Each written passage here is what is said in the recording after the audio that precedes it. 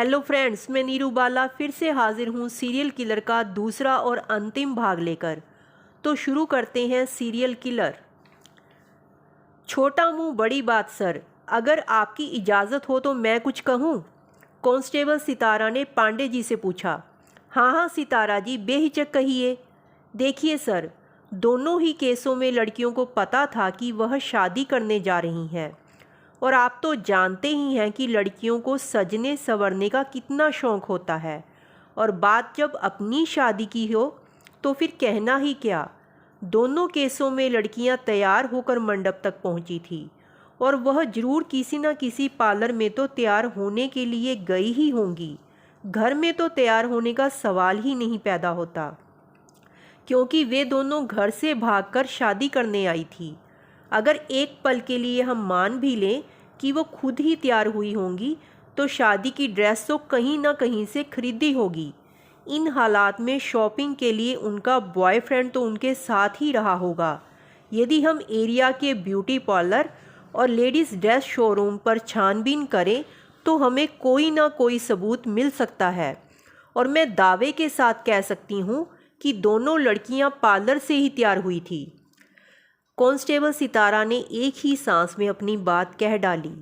मगर आप इतने विश्वास से यह दावा कैसे कर सकती हैं, जबकि दोनों के चेहरे तो बुरी तरह से चोटिल थे? सर, हेयर स्टाइल से। हा सितारा जी, आपने कौन सा हेयर स्टाइल देख लिया? दोनों के बाल तो उस्तरे से साफ कर दिए गए थे। सर, बेशक बाल साफ कर दिए गए थे, मगर यह देखिए, वारदात स्थल से जो सबूत जुटाए गए हैं उनमें यह बालों के गुच्छे हैं, और इन लटों में जो स्टाइल है वह बिना किसी प्रोफेशनल की मदद के बनाना असंभव है। सितारा ने अपनी बात को साबित करने के लिए तर्क दिया। वाह वाह सितारा जी, आपने तो कमाल का दिमाग पाया है। हमने तो इस विषय की ओर ध्यान ही नहीं दिया। श्रीपाल जी, मर्द तो यूं ही बदनाम है औरतों को ताकने के लिए, जबकि वास्तव में सबसे ज़्यादा तो एक औरत ही दूसरी औरत को ताड़ती है।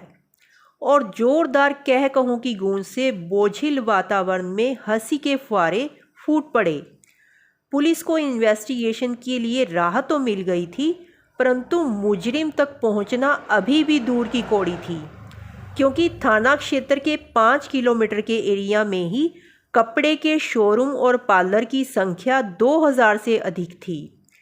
मगर पांडे जी ने हिम्मत नहीं हारी और पुलिस की 20 से अधिक टीमों को साथ लेकर शीतल और सलोनी की फ़ोटो को लेकर सर्च ऑपरेशन शुरू किया।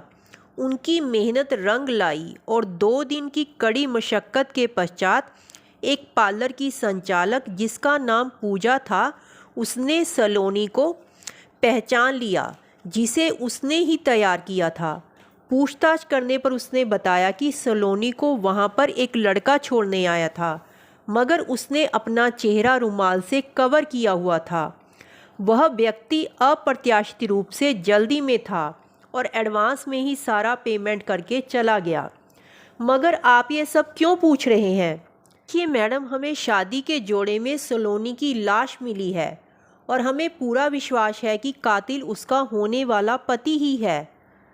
जब सितारा ने सलोनी की लाश की फ़ोटो पूजा को दिखाई तो एक बार तो उसे चक्कर ही आ गया, मगर जल्द ही उसने खुद को संभालते हुए कहा, सर, मैं आपको कुछ बताना चाहती हूँ। हो सकता है आपको इससे कातिल तक पहुँचने में मदद मिले।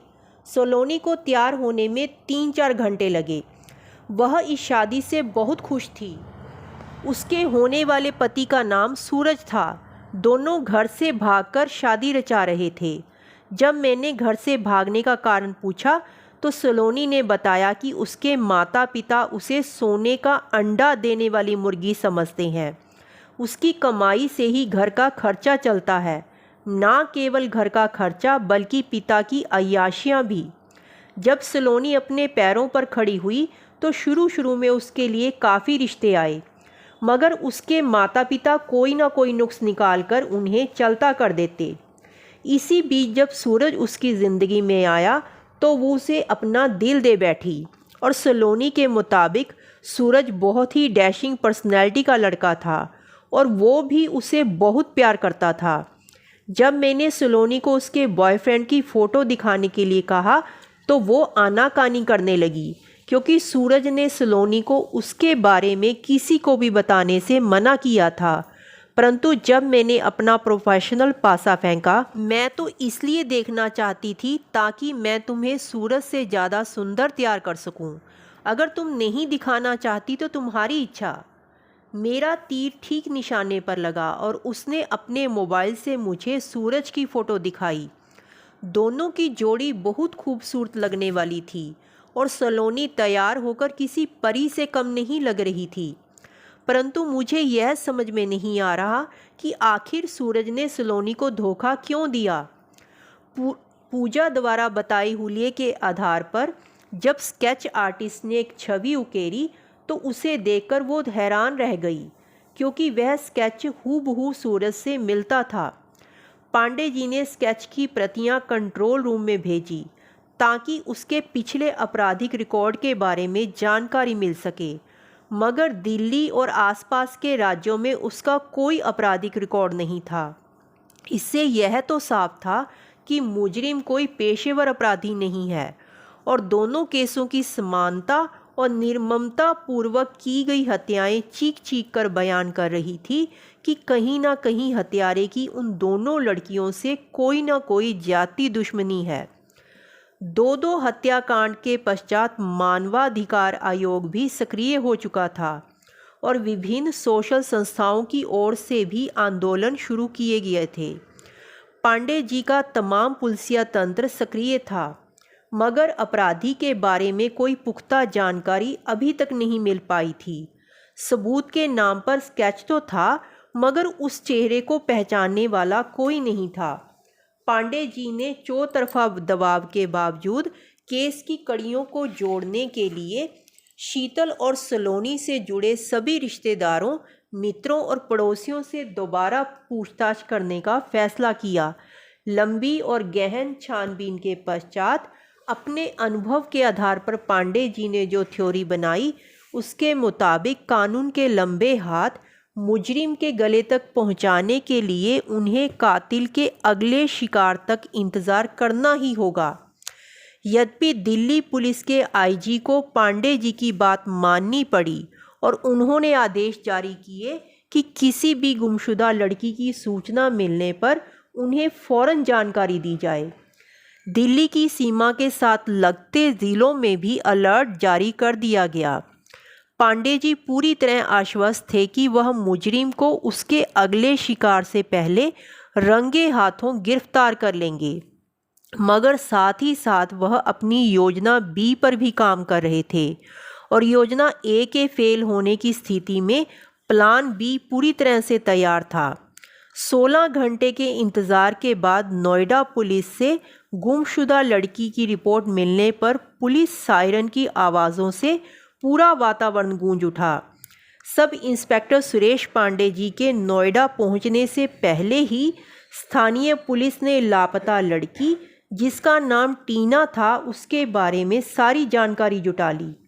टीना की मां के बयान के अनुसार टीना सुबह 11 बजे किसी का फ़ोन आने के बाद थोड़ी देर में वापस लौटने की बात कहकर घर से एक्टिवा पर निकली थी, मगर जब शाम को 5 बजे तक भी वापस नहीं लौटी तो घर वालों को चिंता हुई और टीना की मोबाइल भी स्विच ऑफ आ रहा था। पांडे जी के निर्देश पर जब एक्टिवा को ट्रेस करने की मुहिम शुरू हुई तो विभिन्न कैमरा रिकॉर्डिंग से लड़की के दिल्ली के सदरगंज इलाके में पहुंचने की जानकारी मिली। तब तक टीना का मोबाइल भी ऑन था। टीना की एक्टिवा मेट्रो स्टेशन की पार्किंग से बरामद हुई, मगर उसके मोबाइल की अंतिम लोकेशन फ़ोन के स्विच ऑफ होने से पहले जयपुर के एक्सप्रेस हाईवे पर मेट्रो स्टेशन से 20 किलोमीटर दूर थी। इस सारी जांच पड़ताल में रात के 11 बज चुके थे। पांडे जी बेतहाशा परेशान थे, क्योंकि घड़ी की सुइयों के आगे बढ़ने के साथ टीना की जान पर खतरा बढ़ता जा रहा था। हाईवे पर जहां मोबाइल की अंतिम लोकेशन मिली थी, वहां पहुंचने पर पांडे जी ने आसपास के क्षेत्र का निरीक्षण किया, परंतु वहां पर किसी निर्जन एकांत स्थान की संभावनाएं बहुत कम थी। ऐसे में खोजी कुत्तों के एक दल को टीना की एक्टिवा और कपड़ों को सूंघाकर सर्च ऑपरेशन जारी किया गया। एक कुत्ता वहां से भागते भागते एक बहुमंजिला निर्माणाधीन इमारत के नज़दीक जाकर भौंकने लगा। पांडे जी ने तुरंत इमारत को चारों ओर से घेरने का आदेश दे दिया। कुत्तों को वापस भेजकर पांडे जी ने बड़ी ही सावधानी के साथ बिल्डिंग में प्रवेश किया। उन्हें इस इमारत की बेसमेंट में कुछ हलचल महसूस हुई। हैंड्स अप मिस्टर सूरज उर्फ चंद्र प्रकाश, तुम्हारा खेल खत्म हो चुका है। अपने आप को कानून के हवाले कर दो, वरना मेरी पिस्तौल की गोली तुम्हारा सीना छलनी करने में देर नहीं लगाएगी। हड़बड़ाहट में सूरज ने पांडे जी पर चाकू से वार करते हुए वहां से भागने की कोशिश की, मगर श्रीपाल और बाकी हवलदारों ने उसे पकड़कर खंबे के साथ जकड़ दिया। कुछ दूरी पर टीना को एक पिलर के साथ बांधकर रखा गया था। उसके मुंह पर टेप लगी थी। उसकी हालत देखकर हवलदार सितारा आग बबूला हो उठी और उसने सूरज पर ताबड़तोड़ लात घूंसों की बौछार कर दी। जब टीना को खोला गया तो वो फक कर रो पड़ी। तुम बहुत किस्मत वाली हो टीना, जो इस हैवान के चंगुल से जिंदा छूट रही हो, वरना तुम्हारे जैसी 2 मासूम लड़कियों को अब से पहले यह मौत के आगोश में सुला चुका है। सितारा ने टीना को गले लगाते हुए कहा। पिछले 2 दिन से पांडे जी के आदेश पर श्रीपाल और उसके साथी सूरज से लगातार पूछताछ कर रहे थे, मगर वो इतनी मोटी चमड़ी का मुजरिम था जिस पर पुलिस की 3rd डिग्री का भी कोई असर नहीं हो रहा था। श्रीपाल की टीम ने पूरी जान लगा दी, मगर एक शब्द भी सूरज के मुंह से ना बुलवा पाए। श्रीपाल बौखलाकर लात घूंसों की बौछार किए हुए थे और सूरज ठहाके मारकर हंसे जा रहा था। तभी सुदेश पांडे जी एक अन्य व्यक्ति के साथ इन्वेस्टिगेशन रूम में पहुंचे, जो वेशभूषा से डॉक्टर नजर आ रहा था। उसे देखते ही सूरज के चेहरे पर बदहवासी का रंग पसर गया। हाँ तो मिस्टर चंद्र प्रकाश उर्फ सूरज, सुपुत्र सेठ राम प्रकाश, अब आप अपनी कहानी स्वयं बताएंगे या मैं बताऊं कि आखिर 3 मासूम लड़कियों से तुम्हारी क्या दुश्मनी थी, जिन्हें तुमने अपनी हैवानियत का शिकार बनाया? पांडे जी ने कहा। एकाएक सूरज की चीखों से सारा वातावरण गूंज उठा। हाँ हाँ, मैंने ही मारा है सलोनी और शीतल को, और इस टीना का भी यही हाल होता। टीना ने मुझ तक पहुंचने में थोड़ी देर कर दी, वरना वह भी उन दोनों के साथ इंद्रलोक की अप्सरा बनकर देवताओं को रिझाती। कोई मासूम वासूम नहीं थी यह तीनों। बड़ा गुमान था इन्हें अपनी सुंदरता पर, और मैंने सबसे पहले इनके रूप को छीना। कहते कहते सूरज फूट फूट कर रो पड़ा। इन तीनों की वजह से मेरा जीवन नर्क बन गया। मैं सेठ राम प्रकाश के घर का इकलौता चिराग हूँ, और बचपन से ही सबके लिए बदसूरत होने के बावजूद अपनी माँ की आंखों का तारा था, और वह मुझे लोगों की नज़र से बचाने के लिए काला टीका लगाती थी। ऐशो आराम की ज़िंदगी जीते। जब मैं कॉलेज में पहुंचा तो वहां सलोनी को पहली ही नज़र में दिल दे बैठा, मगर कॉलेज की फेयरवेल पार्टी में सभी लड़कों के सामने सलोनी ने ना केवल मेरा प्रस्ताव ठुकराया, बल्कि मुझे बदसूरत कहते हुए बेतहाशा बेइज्जती की, और मैं इस अपमान के साथ तिल तिल कर जिया। कॉलेज के बाद मैंने अपने पापा का बिजनेस संभाल लिया, और हमारी फैक्ट्री में कार्यरत शर्मा जी की बेटी शीतल, जिसे मैं एक शादी समारोह में मिला था, उसके रूप पर मोहित हो गया। मगर उसने भी अप्रत्यक्ष रूप से कटाक्ष करते हुए ना केवल मेरा प्रेम प्रस्ताव ठुकराया, बल्कि मेरे रंग रूप पर अभद्र टिप्पणी की। मैंने सलोनी और शीतल के दिए घावों को तो सहन कर भी लिया होता, मगर इस टीना को मैं कभी माफ़ नहीं कर सकता। मुझे घुट घुट कर जीते देख मेरे पिताजी ने टीना से मेरे रिश्ते की बात चलाई।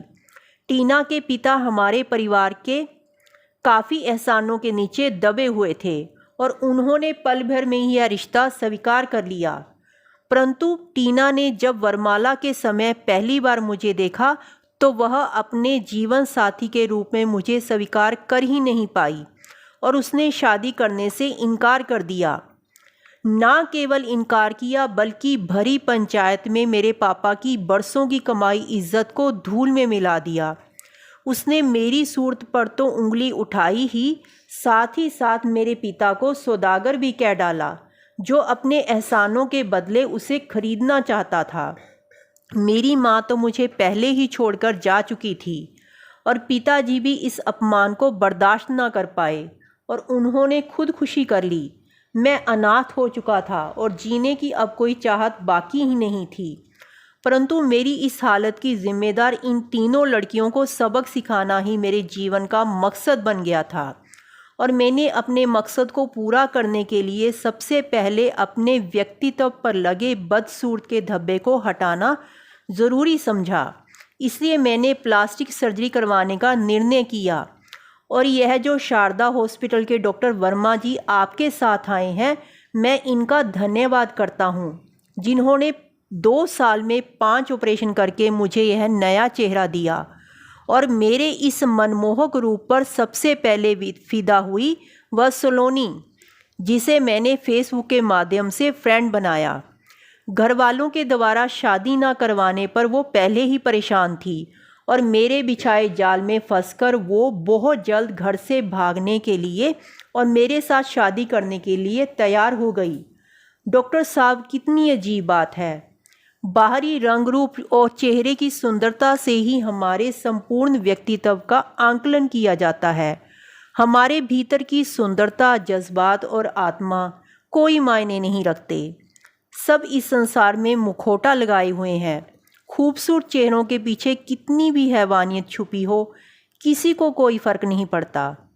जिन लोगों ने कभी मुझे बदसूरत कहकर ठुकरा दिया था, आज वही मेरे इस बदले चेहरे को देखकर मुझ पर फिदा हो गए थे। पहले सलोनी और फिर शीतल, दोनों ही अपने घर वालों को छोड़ मेरे साथ घर बसाने का सपना लिए चली आई। मगर जिस खूबसूरती पर उन्हें गुमान था, मैंने उनका वही सुंदर रूप उनसे सबसे पहले छीना। मेरे ऊपर कटाक्ष करने वालों को जब मैंने उनका डरावना रूप आईने में दिखाया, तो उस टूटे आईने के सैकड़ों झरोकों में उभरे उनके दर्द भरे अक्स को देखकर मुझे गजब की शांति का एहसास हुआ। अब बारी टीना की थी, मगर वो ज़रूरत से ज़्यादा समझदार थी और मेरी लाख कोशिशों के बावजूद जब वो मेरे जाल में नहीं फंसी, तो मैंने नौकरी का झांसा देकर उसे धोखे से बुलाया।